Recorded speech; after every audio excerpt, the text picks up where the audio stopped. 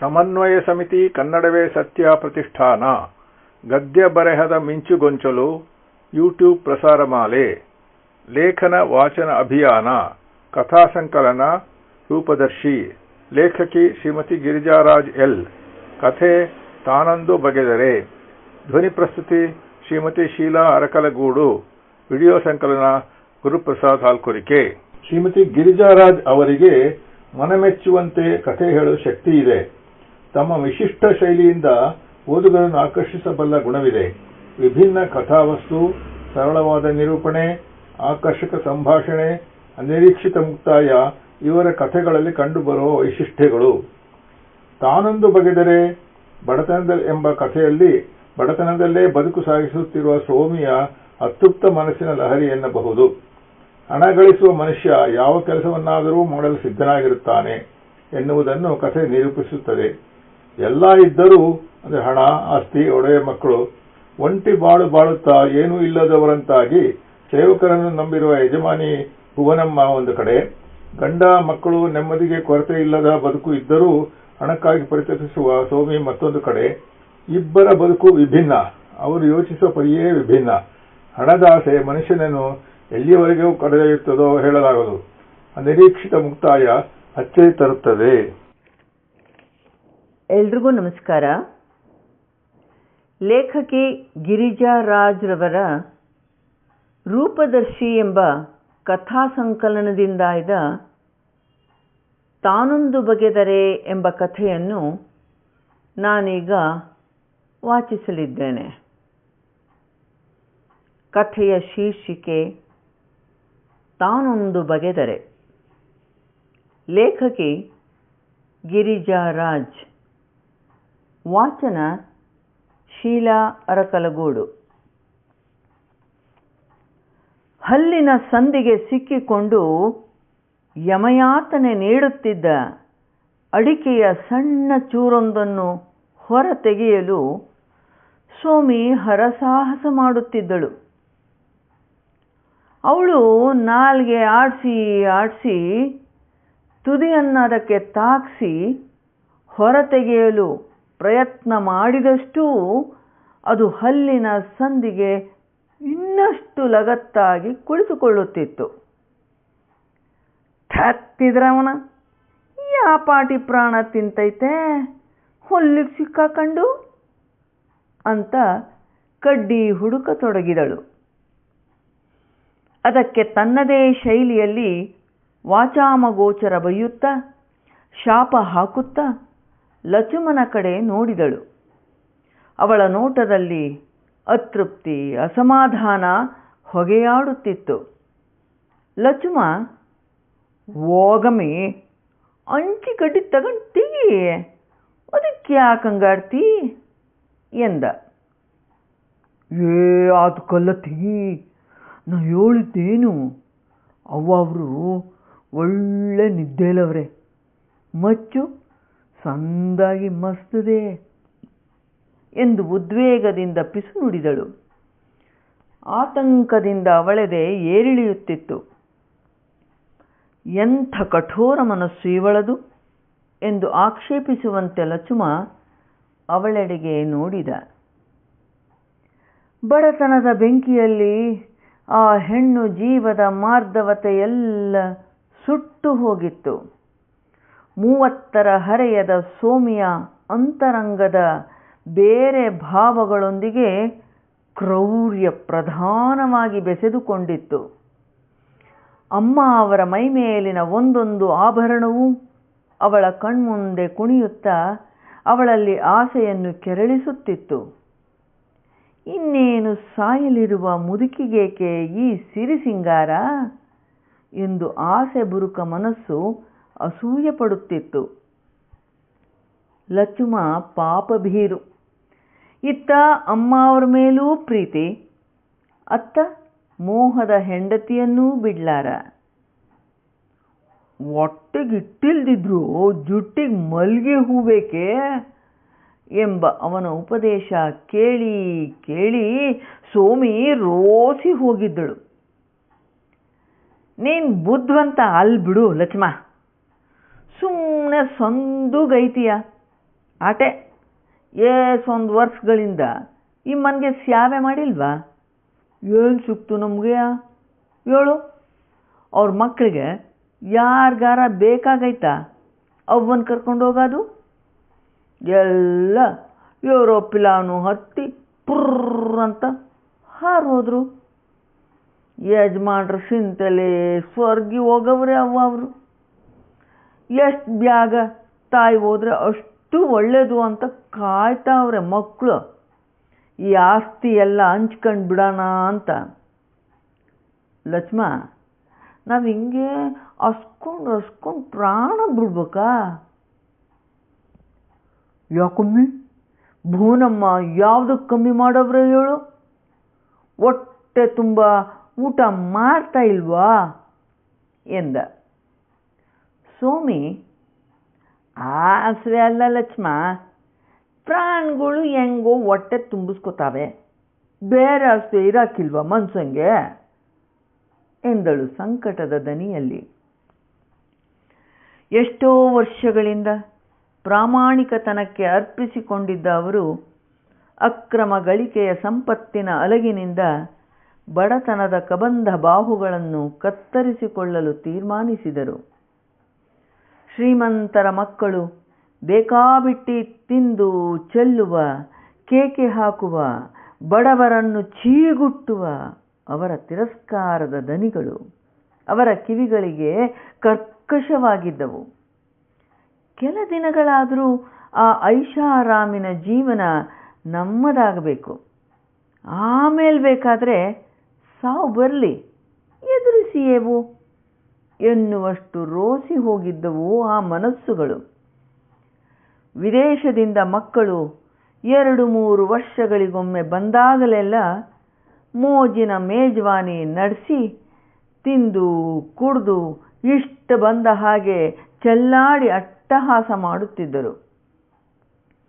ಕೆಲ ತಿಂಗಳ ಹಿಂದೆ ಮರಣಿಸಿದ ತಂದೆಯ ತಿಥಿಯನ್ನು ಪೂರೈಸಿ ತಾಯಿಯನ್ನು ಲಕ್ಷ್ಮಣ ವಶಕ್ಕೆ ಬಿಟ್ಟು 3 ಮಕ್ಕಳು ನಿರ್ಯೋಚನೆಯಿಂದ ವಿದೇಶಕ್ಕೆ ಹಾರಿದ್ದರು. 2ನೆಯ ಮಗ ತಾಯಿಯನ್ನೂ ತಮ್ಮೊಂದಿಗೆ ಹೊರಡಿಸಲು ಪ್ರಯತ್ನ ಮಾಡಿದ. ಜೈ, ನಿಮಗೆ ಸ್ವಲ್ಪವೂ ಅರ್ಥ ಆಗಲ್ಲ, ಅಲ್ಲವ್ರಿಗೆ ಇಷ್ಟ ಆಗಲ್ಲ, ಸುಮ್ಮನೆ ಬರಬಾರ್ದೆ ಎಂದು ಹೆಂಡತಿ ಸಿಡುಕಿದಾಗ ಜಯಚಂದ್ರ ನಿರುಪಾಯನಾಗಿ ಅವಳ ಹಿಂದೆ ಹೊರಟಿದ್ದ. ಮಕ್ಕಳು ಏನಾದರೂ ಮಾಡಲಿ, ಅವ್ರ ಮಕ್ಕಳೇ. ಸೇವಕರು ಸ್ವಂತ ಮಕ್ಕಳಿಗಿಂತ ಒಡೆಯರಿಗೆ ಪ್ರೀತಿ ತೋರಿಸಿದ್ರು ಅವರು ಸೇವಕರೇ.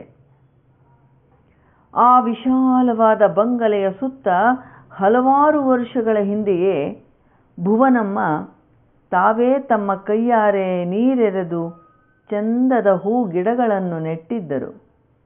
ಲಚುಮ, ಸೋಮಿ ದಂಪತಿಗಳು ಅಲ್ಲಿ ಬಂದು ನೆಲೆಸಿದ ಮೇಲೆ ಸುಂದರ ಉದ್ಯಾನವೇ ಅಲ್ಲಿ ನಿರ್ಮಾಣವಾಗಿತ್ತು.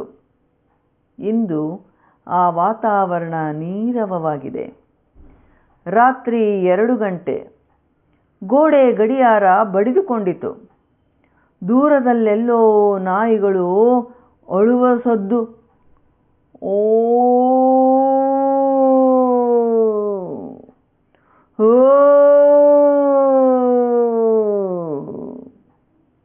ಆ ನೀರವತೆಯ ಭೀಕರತೆಯನ್ನು ಆ ಸದ್ದು ಹೆಚ್ಚಿಸಿತ್ತು.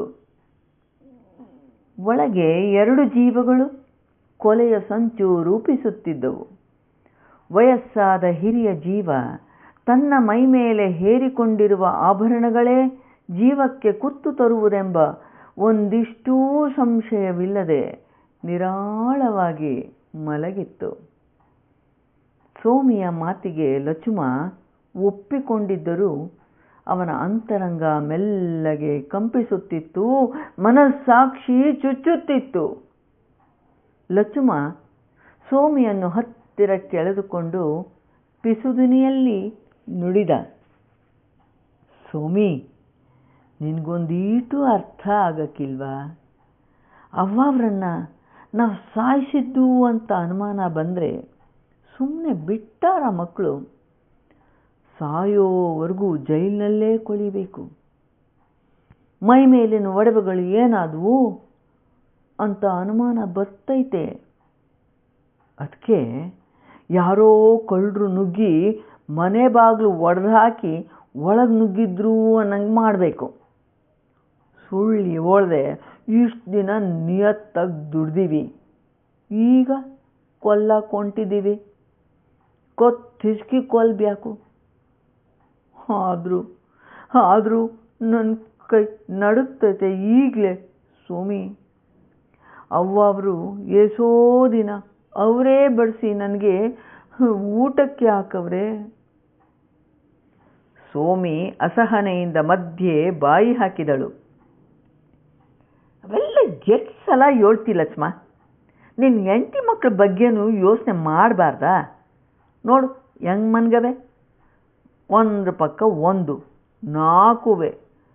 ಅವು ನಮ್ಮಂಗೆ ಬದುಕಬೇಕಾ ಹೇಳು ಎಂದಳು. ಇನ್ನೊಂದು ವಿಷಯ ಲಕ್ಷ್ಮ ಎಂದು ಒಂದರೆ ಕ್ಷಣ ನಿಲ್ಲಿಸಿ ಏನೋ ಹೊಳೆದವಳಂತೆ, ಒಡವೆಗಳನ್ನ ಯಾರಿಗೂ ಗೊತ್ತಾಗ್ದಂಗೆ ಹೂತು ಹಾಕಿ ಆಮೇಲೆ ತಕ್ಕಬ್ಯಾಕು, ಇಲ್ಲದಿದ್ರೆ ಸಿಕ್ಕಾಕತ್ತೀವಿ ಎಂದಳು. ಲಕ್ಷ್ಮ, ಹೌದು ಕಣಮ್ಮಿ, ನನಗೆ ಒಳದೇ ಇರಲಿಲ್ಲ. ಅದು ನಾಳೆ ವಾಚ್ಮನ್ ಹೆಂಗೂ ಬರಲ್ಲ ಏನು, ಊರಲ್ಲೇ ಇರಲ್ಲ ಬಿಡು, ನೆಂಟ್ರ ಮದ್ವೆ ಅಂತೆ ಎಂದ. ವ್ಯವಸ್ಥಿತವಾಗಿ ಸಂಚು ರೂಪಿತವಾಯ್ತೆಂಬ ಸಮಾಧಾನದಲ್ಲಿ ಗಂಡನನ್ನು ಅಪ್ಪಿ ಸೋಮಿ ಮಲಗಿದರೂ ಲಕ್ಷ್ಮ ಚಿಂತೆ ಮಾಡುತ್ತಿದ್ದ. ಭುವನಮ್ಮನ ಪ್ರಶಾಂತ ಮುಖಭಾವ ಎದುರಿಗೆ ಬಂದಂತೆ ಭಾಸವಾಗಿ ನಡುಗಿಬಿಟ್ಟ ಲಕ್ಷ್ಮ. ಏನಾದರಾಗಲಿ ಅಳುದು ಸುರಿದು ಕೊನೆಗೆ ಸೋಮಿಯ ಬಯಕೆಗೆ ಒಪ್ಪಿಕೊಂಡಾಗಿದೆ. ಮೈ ತುಂಬ ಆಭರಣ ತೊಟ್ಟ ಸೋಮಿಯನ್ನು ಚಿತ್ರಿಸಿಕೊಂಡ. ಖುಷಿಯೊಂದಿಗೆ ಭಯವೂ ಆಗತೊಡಗಿತು. ಕೊಲ್ಲದೆ ಏನೂ ಮಾಡೋಕ್ಕಾಗಲ್ವಾ? ಅಕಸ್ಮಾತ್ ಮಲಗಿದ್ದಾಗ ಅವರ ಮೈ ಮೇಲಿನ ಒಡವೆಗಳನ್ನೆಲ್ಲ ಬಿಚ್ಚಿಕೊಂಡು ಎತ್ತಗಾರ ಓಡ್ ಹೋದ್ರೂ ಸುಖವಾಗಿ ಬದುಕಕ್ಕೆ ಆಗಲ್ಲ. ಒಡೆಯರ ಮಕ್ಕಳು ಬಿಡ್ತಾರಾ? ಹುಡುಕಿಸ್ದೆ. ಚಿನ್ನದ ಬೆಲೆ ನೋಡಿದರೆ ವಿಷದಂಗೆ ಒಂದೇ ಸಮ ಏರ್ತಾನೇ ಅದೇ. ಏನಿಲ್ಲ ಅಂದರು 5-6 ಲಕ್ಷಗಳಾದರೂ ಆದೀತು ಅವ್ರ ಮೈ ಮೇಲಿರೋ ಒಡವೆಗೋಳು. ಅವರು ಕಾಯಿಲೆಯಲ್ಲಿ ಒಂದಪ್ಪ ಶಾನೆ ನೋವು ಉಂಟಾರೆ, ಒಂದೊಂದಪ್ಪ ತುಂಬಾ ನೋವು ಉಂಟಾರೆ. ಹೇಳಕ್ಕಾಗಕ್ಕಿಲ್ಲ, ಕೂರಕ್ಕಾಗಕ್ಕಿಲ್ಲ. ಸತ್ರೇನಂತೆ ಮೂತಿ ಜೀವ. ಎಲ್ಲ ಹಾಸ್ಕೆಮ್ಯಾಗೆ ಈಗಂತೂ. ಮಕ್ಕಳಿಗೆ ಏನಾರ ಬೇಕಾಗೈತಾ? ಆಸ್ತಿ ಬೇಕಾದಂಗೈತೆ. ಮಕ್ಕಳು ಅವ್ರಂಗೆ ನಮ್ಮಂತವ್ರನ್ನ ಹಚ್ಕೊಳ್ಳೋರೇನೂ ಅಲ್ಲ. ಕೈ ಎತ್ತಿ ನಮಗೇನಾರ ಕೊಡ್ತಾರ? ಇಷ್ಟು ದಿನ ದುಡ್ದಿದ್ದಕ್ಕೆ ಈ ಆಭರಣಗಳಾದರೂ ನಮ್ಮವಾಗಲಿ ಎಂದು ಯೋಚಿಸುವ ಸೋಮಿ ಆಸೆಯು ತೆಪ್ಪು ಅಂತ ಹೆಂಗೆ ಹೇಳೋದು ಎಂದು ಚಿಂತಿಸುತ್ತಾ ತನಗೇ ಅರಿಯದಂತೆ ನಿದ್ದೆಯ ತೆಕ್ಕೆಗೆ ಜಾರಿದ. ಭುವನಮ್ಮನವರು ತಿಂಡಿ ತಿಂದ ನಂತರ ಪ್ರತಿದಿನದ ಅವರ ಬಯಕೆಯಂತೆ ಅವರನ್ನು ಎತ್ತಿಕೊಂಡು ಹೋಗಿ ಬಾಲ್ಕನಿಯಲ್ಲಿ ಆರಾಮ ಕುರ್ಚಿಯಲ್ಲಿ ಕೂಡಿಸಿದರು ಸೋಮಿ ಲಚುಮ. ಭುವನಮ್ಮನವರ ಕಣ್ಣುಗಳು ಹನಿಗೂಡಿದವು. ಇನ್ನೇನು ಬಿದ್ದು ಹೋಗೋ ಈ ಹಳೆ ಮರಕ್ಕೆ ಏನು ಸೇವೆ ಮಾಡ್ತೀರಪ್ಪ? ಹೆತ್ತ ಮಕ್ಕಳು ಒಬ್ಬರೂ ಬರಲಿಲ್ಲ. ನಿಮಗೂ ನನಗೂ ಯಾವ ಜನ್ಮದ ಋಣಾನುಬಂಧ ಲಕ್ಷ್ಮ ಎಂದಾಗ ಅವರ ಕಣ್ಣುಗಳಲ್ಲಿ ನೀರಾಡಿತು. ಭುವನಮ್ಮ ಮತ್ತೆ, ನನಗೂ ಈ ಯಾತನೆ ಅನುಭವಿಸಿ ಅನುಭವಿಸಿ ಸಾಕಾಗಿದೆ. ಮಲ್ಗಿ ಮಲ್ಗಿ ಬೆನ್ನೆಲ್ಲ ಹುಣ್ಣಾಗಿದೆ. ಅದೇನೋ ದಯಾಮರಣ ಅಂತಿದೆಯಲ್ಲ, ವಿಷದ ಇಂಜೆಕ್ಷನ್ ಚುಚ್ಚಿ ಸಾಯಿಸ್ಬಿಡ್ತಾರಂತೆ, ಅದೇ ಸುಖ ಎಂದಾಗ ಸೋಮಿ ಲಚ್ಚುಮನ ಮುಖ ನೋಡಿದಳು. ಆ ನೋಟದಲ್ಲಿ ನೋಡು, ಅವ್ವಾರಿಗೂ ಬದುಕೋ ಆಸೆ ಇಲ್ಲ ಎಂಬ ಭಾವವಿದ್ದಂತೆ ಲಚ್ಚುಮನಿಗನಿಸಿತು. ಲಚ್ಚುಮ, ಹಂಗೆ ಅನ್ಬೇಡ್ರವ್ವ, ಸಾಯ ಮಾತ್ಯಾಕಾಡ್ತೀರ ಎಂದ. ನಾನಿದ್ದು ಬದುಕಿದ್ದು ಏನಾಗಬೇಕಾಗಿದೆ ಲಚ್ಚುಮ ಎಂದು ಅವರು ನಿಟ್ಟುಸಿರು ಬಿಟ್ಟರು. ಆ ರಾತ್ರಿ ಲಚ್ಚುಮ ಧೈರ್ಯ ಬರಲೆಂದು ಮತ್ತು ಪಾಪ ಮಾಡುತ್ತಿದ್ದೇನೆ ಎಂಬ ಭಾವನೆಗಳು ಕುಡಿದಾಗ ಬಾಧಿಸುವುದಿಲ್ಲ ಎಂಬ ಭ್ರಮೆಯಲ್ಲಿ ಚೆನ್ನಾಗಿ ಗುಂಡು ಹಾಕಿಕೊಂಡು ಬಂದ. ಭುವನಮ್ಮನವರ ಪ್ರೀತಿಯ ಸ್ಪರ್ಶದ ಆರೈಕೆಯಲ್ಲಿ ಹುಲುಸಾಗಿ ಅರಳಿಕೊಂಡಿದ್ದ ಗಿಡ ಮರಗಳ ಎಲೆಗಳು ಬೀಸುವ ಗಾಳಿಗೆ ಮಾಡುವ ಮರ್ಮರ ಸದ್ದು ಆ ದಿನ ದುಃಖದ ಮೌನ ಗೀತೆಯ ಹಾಗೆ ತೋರುತ್ತಿತ್ತು. ಸೋಮಿ ಮಾಡಿಕೊಟ್ಟಿದ್ದ ಅವರಿಗಿಷ್ಟವಾಗಿದ್ದ ಹೆಸರುಬೇಳೆ ಪಾಯಸವನ್ನು ಚೆನ್ನಾಗಿದೆ ಚೆನ್ನಾಗಿದೆ ಎಂದು ಹೆಚ್ಚಾಗಿ ಕುಡಿದು ಭುವನಮ್ಮನವರು ತೃಪ್ತಿಯಿಂದ ಮಲಗಿದ್ದರು. ನೋವು ನಿವಾರಕ ಮಾತ್ರೆಯಿಂದ ನೋವು ಶಮನವಾಗಿರುವ ಭಾವ ಆ ಮುಖದಲ್ಲಿತ್ತು. ದೀರ್ಘ ನಿದ್ರೆಗೆ ಜಾರಿದ್ದರು ಆ ದೊಡ್ಡ ಬಂಗಲೆಯ ಒಡತಿ. ರಾತ್ರಿ ಸುಮಾರು 1 ಗಂಟೆಯ ಹೊತ್ತಿನಲ್ಲಿ ಮನೆಯ ಗೇಟಿನ ಬಳಿ ಏನೋ ಸದ್ದಾದಂತೆ ಲಚ್ಚುಮನಿಗೆ ಕೇಳಿಸಿತು. ಒಂದೇ ಕ್ಷಣ ಮತ್ತೆಲ್ಲ ನೀರವ. ಸೋಮಿ, ಏನಿಲ್ಲ ಬಿಡು ಲಕ್ಷ್ಮ, ಒಂದೊಂದು ದಪ್ಪ ಪಕ್ಕದ ಎಸ್ಟೇಟ್ ಕಾಳ, ಅದೊಂದು ಹುಚ್ಚೈದ, ರಾತ್ರಿ ಓಡಾಡ್ತಾ ಇರ್ತೈತೆ. 1:30 ಹೊತ್ತಿಗೆ ಗಂಡ ಹೆಂಡಿರು ಮಕ್ಕಳು ಮಲಗಿರುವುದನ್ನು ದೃಢಪಡಿಸಿಕೊಂಡು ರೂಮಿನ ಬಾಗಿಲಿನ ಚಿಲಕ ಹೊರಗಿನಿಂದ ಹಾಕಿ ಶಬ್ದವಾಗದ ಹಾಗೆ ಭುವನಮ್ಮನವರ ಕೋಣೆಯ ಕಡೆ ಹೊರಟರು. ಅಷ್ಟರಲ್ಲೇ ಕ್ಷೀಣದನಿಯ ಚೀತ್ಕಾರವೊಂದು ಅವನನ್ನು ಬೆಚ್ಚಿಸಿತು. ಲಚ್ಚುಮ ಕಾರ್ಯಪ್ರವೃತ್ತನಾಗಿ ಒಂದೇ ಕ್ಷಣದಲ್ಲಿ ಜಿಗಿದು ಒಡತಿಯ ಕೋಣೆ ತಲುಪಿದ. ಯಾರೋ ಒಬ್ಬ ವ್ಯಕ್ತಿ ಅವರ ಕೊರಳಿನ ಮೇಲೆ ದಿಂಬನ್ನು ಒತ್ತಿ ಹಿಡಿದು ಕೊಲ್ಲಲು ಪ್ರಯತ್ನಿಸುತ್ತಿದ್ದಾನೆ. ಇವರನ್ನು ನಿರೀಕ್ಷಿಸಿರದ ಆ ವ್ಯಕ್ತಿ ಗಾಬರಿಯಾಗಿ ತಪ್ಪಿಸಿಕೊಳ್ಳಲೆತ್ನಿಸಿದ. ಲಚ್ಚುಮ, ಸೋಮಿ ಇಬ್ಬರೂ ತಪ್ಪಿಸಿಕೊಳ್ಳದಂತೆ ಬಿಗಿಯಾಗಿ ಹಿಡಿದುಕೊಂಡರು. ಬೆಡ್ ಲೈಟಿನ ಮಂದ ಬೆಳಕಿನಲ್ಲಿ ವ್ಯಕ್ತಿಯ ಮುಖ ಸರಿಯಾಗಿ ಕಾಣಲಿಲ್ಲ. ಸೋಮಿ, ಲೈಟ್ ಹಾಕು ಎಂದು ತನ್ನ ಹಿಡಿತವನ್ನು ಬಿಗಿಗೊಳಿಸಿದ. ಧಗ್ ಎಂದು ಬೆಳಗಿನ ವಿದ್ಯುತ್ ದೀಪದ ಬೆಳಕಿನಲ್ಲಿ ಅವರು ಕಂಡಿದ್ದಾದರೂ ಯಾರನ್ನು? ಪಕ್ಕದ ಎಸ್ಟೇಟಿನ ಅದೇ ಕಾಳ. ಇನ್ನೂ ಕೊಸರಾಡುತ್ತಿದ್ದ ಅವನಿಗೆ 4 ಬಾರಿಸಿದ ಲಚ್ಚುಮ ಕಟ್ಟುಮಸ್ತಾಗಿದ್ದ ಅವನ ಹಿಡಿತದಲ್ಲಿ ನಲುಗಿದ ಕಾಳ. ಸೋಮಿ, ಏಯ್ ಬಡ್ಡಿ ಹೈದ, ಬೋಳಿ ಮಗನೆ, ಏಸೋ ಧೈರ್ಯ ನಿಂಗೆ, ಅವ್ವಾಬ್ರನ್ನ ಕೊಲ್ಲಕ್ಕೆ ಬಂದಿದೀಯಾ ಎಂದು ಅವನ ಕಪಾಳಕ್ಕೆ ಸರಿಯಾಗಿ 2 ಬಿಟ್ಲು. ಅವ್ವಾವ್ರ ಕತೆ ಏನಾಯ್ತೋ ಮೊದಲು ನೋಡು ಸೋಮಿ ಎಂದು ಕೂಗಿದ ಲಚ್ಚುಮ.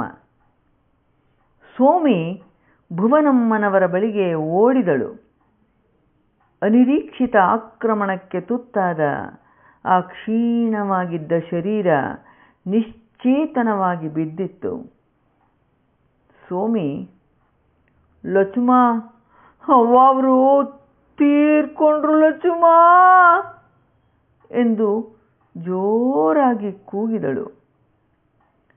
ಲಚುಮಾ ದುಃಖದಿಂದ ಚೀತ್ಕರಿಸಿದ. ಅಯ್ಯೋ! ಕಾಳನಿಗೆ ರೋಷದಿಂದ ಮತ್ತೆ 4 ಬಾರಿಸಿದ. ಮಾನವೀಯತೆ ಜಾಗೃತವಾದ ಮನಸ್ಸಿಗೆ ತಾವೂ ಅದೇ ಕೆಲಸ ಮಾಡಲು ಬಂದಿದ್ದು ಆ ಕ್ಷಣಕ್ಕೆ ಮರೆಯಾಗಿತ್ತು. ಇಬ್ಬರೂ ಅವನನ್ನೆಳೆದುಕೊಂಡು ಹೋಗಿ ಆ ದೊಡ್ಡ ಹಜಾರದಲ್ಲಿದ್ದ ಕಂಬವೊಂದಕ್ಕೆ ಕಟ್ಟಿ ಹಾಕಿದರು. ಲಚುಮನನ್ನು ಆತ್ಮಸಾಕ್ಷಿ ಚುಚ್ಚತೊಡಗಿತು. ಇದೇನು ಹೀಗಾಯಿತು? ನಮ್ಮಿಂದ ಕೊಲೆಯಾಗುವುದನ್ನು ಆ ಭಗವಂತನೇ ತಪ್ಪಿಸದನೇನೋ ಎಂದು ಅನಿಸತೊಡಗಿತು. ಆದರೂ ಅವ್ವಾರು ನಿಜವಾಗಿ ಸತ್ತು ಹೋದ್ರೆ ಆ ಕರುಣಾಮಯಿಯ ಸದ್ವರ್ತನೆಗಳು ಒಂದೊಂದೇ ಅವನನ್ನು ಬಾಧಿಸತೊಡಗಿತು. ಅಷ್ಟೊತ್ತಿಗೆ ಸೋಮಿ ಲಚುಮನನ್ನು ಕೂಗಿದಳು. ಇಲ್ಲಿ ನೋಡ್ಬಾ ಲಚುಮಾ, ಬಾಲ್ಕನಿ ಕಡೆಯಿಂದ ಕಿಟಕಿ ಸಜ್ಜೆಗಳ ಮೇಲಿಂದ 10 ಬಂದಿರ್ಬೇಕು ಬಡ್ಡಿ ಮಗ. ಅವ್ರ ಕ್ವಾಣೆಯಿಂದ ಬಾಲ್ಕನಿ ಕಡೆಗೆ ಬಾಗ್ಲೈತಲ್ಲ, ಅದ್ರ ಚಿಲ್ಕ ಒಡೆದಿದ್ದಾನೆ ನೋಡು. ಲಚುಮ ಓಡಿ ಬಂದು ನೋಡಿದ. ಹೌದಮ್ಮಿ, ಅವರು ಆಗಾಗ ಬಿಸಿಲು ಕಾಯ್ಸೋಕ್ಕೆ ನಾನು ಅಲ್ಲಿ ಕೂತ್ಕೋಬೇಕು, ಬಾಲ್ಕನಿ ಹತ್ರ ಇರೋ ಕ್ವಾಣೆ ಬೇಕು ಅಂತ ಇಲ್ಲೇ ಮನ್ಕತ್ತಿದ್ರು. ನನ್ನ ಮಗ ಎಲ್ಲ ಕಂಡಿಡ್ಕೊಂಡವನೇ. ಇನ್ನೊಸಿ ಬ್ಯಾಗನಾದರೂ ನಾವು ಬಂದಿದ್ರೆ ಅವ್ರನ್ನ ಉಳಿಸ್ಕೋಬೋದಿತ್ತೇನೋ ಎಂದವನನ್ನು ವಿಚಿತ್ರವಾಗಿ ನೋಡಿದಳು ಸೋಮಿ. ವಿಧಿಯಾಟ ಅವಳನ್ನೂ ದಿಗ್ಭ್ರಮೆಗೀಡು ಮಾಡಿತ್ತು. ಅವರು ಸುಮ್ಮನಿರುವ ಹಾಗಿರಲಿಲ್ಲ. ಮಾಡಬೇಕಾದ ತುರ್ತು ಕೆಲಸಗಳಿದ್ದವು. ವಿದೇಶದಲ್ಲಿರುವ ಮಕ್ಕಳಿಗೆ ಸುದ್ದಿ ನೀಡಬೇಕಾಗಿತ್ತು. ತಮ್ಮ ಸಂಚು ವಿಫಲವಾದುದಕ್ಕಾಗಿ ಸೋಮಿಗೆ ತುಂಬ ಬೇಸರವಾಗಿತ್ತು. ಎಲ್ಲಿಲ್ಲದಷ್ಟು ಕೋಪದಿಂದ ಕಾಳನನ್ನು ಒದ್ದಳು. ಪಾಪಿ ನನ್ನ ಮಗನೇ ಎಂದು ಏನೇನೋ ಬಹುಹೊತ್ತು ಗೊಣಗುಟ್ಟಿಕೊಳ್ಳುತ್ತಿದ್ದಳು. ಲಚುಮ ತಡ ಮಾಡದೆ ಒಡತಿಯ ಎಲ್ಲ ಮಕ್ಕಳಿಗೂ ಫೋನ್ ಮಾಡಿದ. ಯಾರ ಕೈಗೂ ಸಿಗದೆ ಭುವನಮ್ಮನವರ ಮೈಮೇಲೆ ಶೋಭಿಸುತ್ತಿದ್ದ ಒಡವೆಗಳು ಅವಳನ್ನು ಅಣಕಿಸುವಂತೆ ಭ್ರಮೆಯಾಯಿತು. ಬೆಳಗಿನ 5:15 ಹೊತ್ತಿಗೆ ಊರಿಗೆ ಹೋಗಿದ್ದ ವಾಚ್ಮೆನ್ ಗಂಗಾಧರ ಬಂದ. ಲಚುಮ ಸೋಮಿ ಅಳುತ್ತಾ ಒಡತಿ ತೀರಿಕೊಂಡ ಬಗೆಯನ್ನು ತಿಳಿಸಿದರು. ಕಂಬಕ್ಕೆ ಕಟ್ಟಿದ್ದ ಕಾಳನಿಗೆ ಗಂಗಾಧರ 4 ಬಾರಿಸಿದ. ಭುವನಮ್ಮನವರ ಪ್ರೀತಿಯ ಆರೈಕೆಯನ್ನು ಹಿಂದಿನ ದಿನಗಳಲ್ಲಿ ಉಂಡ ಅನುಭವವಿದ್ದ ಗಂಗಾಧರ ಬಿಕ್ಕಿ ಬಿಕ್ಕಿ ಅತ್ತ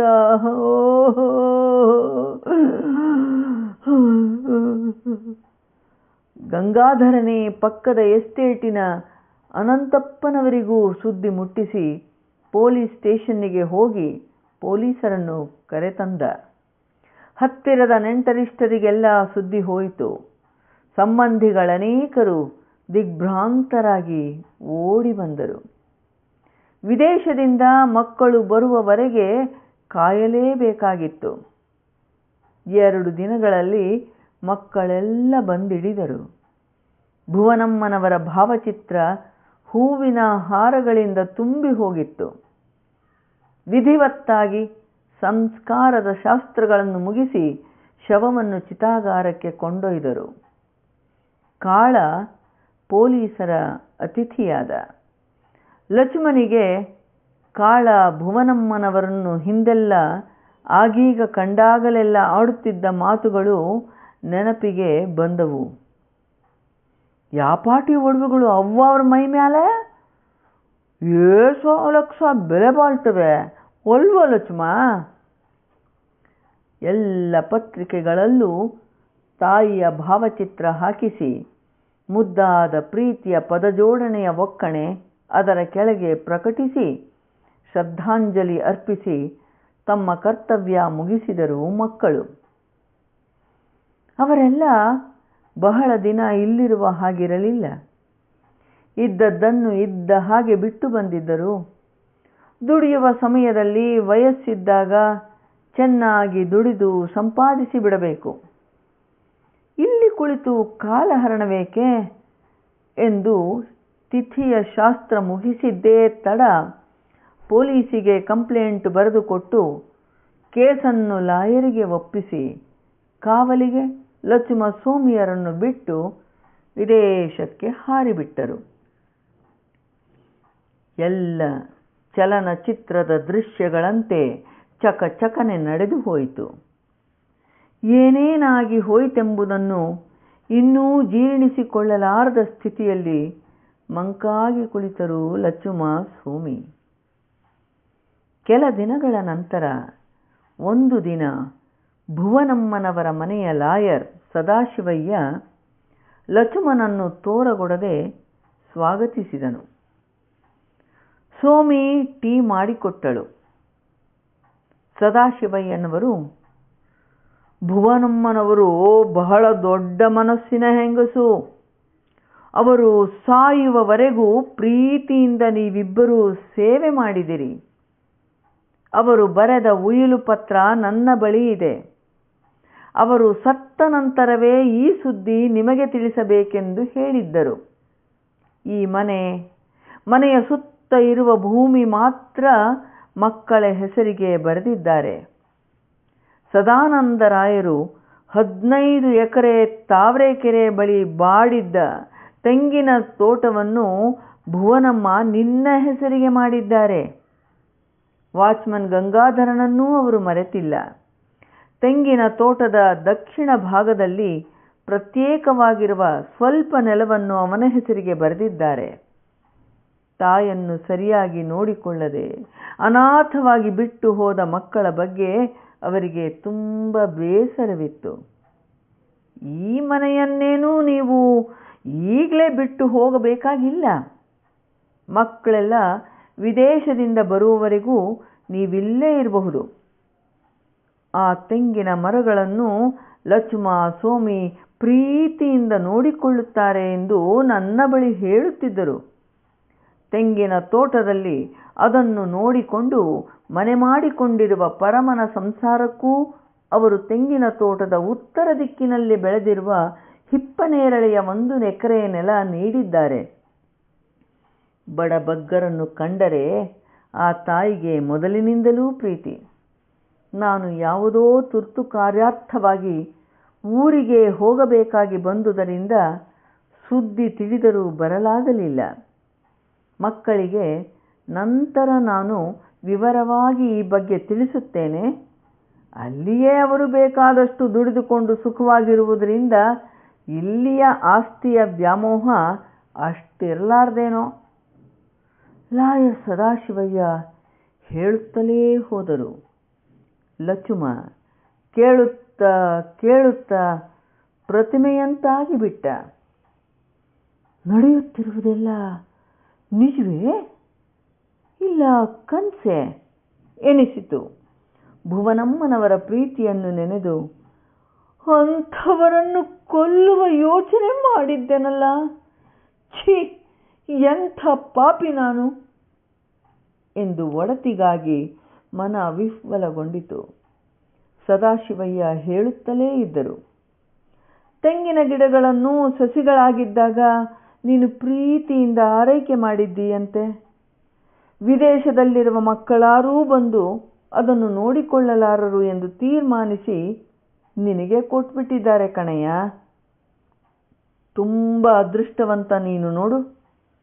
ಪ್ರಾಮಾಣಿಕತೆ, ಸತ್ಯದಿಂದ ನಡೆದುಕೊಂಡವರನ್ನು ದೇವರೆಂದಿಗೂ ಕೈ ಬಿಡೋದಿಲ್ಲ ಎಂಬುದಕ್ಕೆ ನೀನೇ ಸಾಕ್ಷಿ ಲಕ್ಷ್ಮ ಎಂದರು. ಲಕ್ಷ್ಮ ಕುಸಿದು ಕುಳಿತ. ಬಿಕ್ಕಿ ಬಿಕ್ಕಿ ಅಳತೊಡಗಿದ.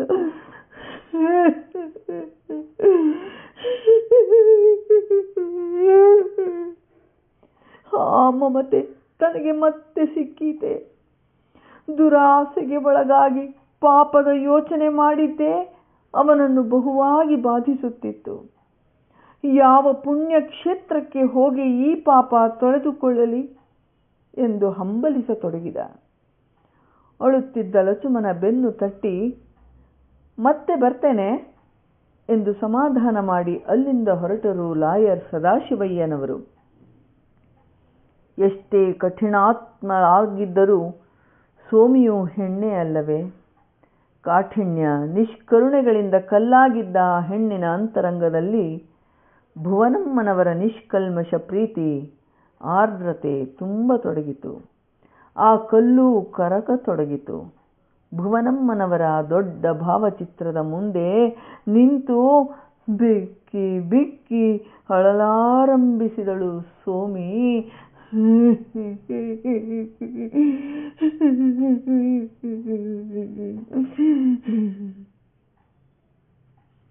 ಇಲ್ಲಿಗೆ ಕಥೆ ಮುಕ್ತಾಯವಾಯಿತು.